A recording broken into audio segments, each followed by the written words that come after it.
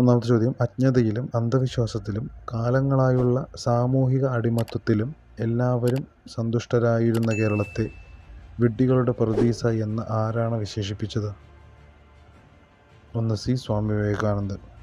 2 USA-യുടെയും Soviet യൂണിയൻ്റെയും താൽപ്പര്യങ്ങൾ തമ്മിലുള്ള വ്യത്യാസത്തെ പരാമർശിക്കാൻ 1945 ആരാണ് ശീതയുദ്ധം എന്ന പദം മുന്നോട്ട് വെച്ചത്?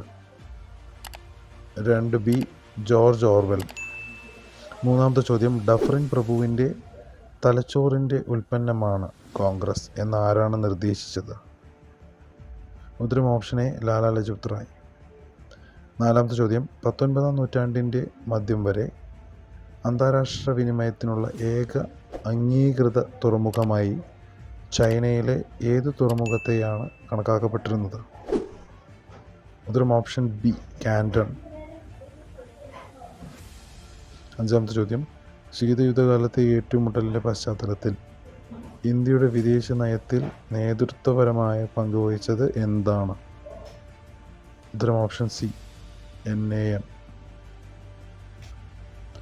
ആറാമത്തെ ചോദ്യം, ഇന്ത്യയിലെ ആദ്യത്തെ സാഹിത്യ നഗരമായി യുനെസ്കോ പ്രഖ്യാപിച്ച നഗരം ഏതാണ്? RD, കോഴിക്കോട്.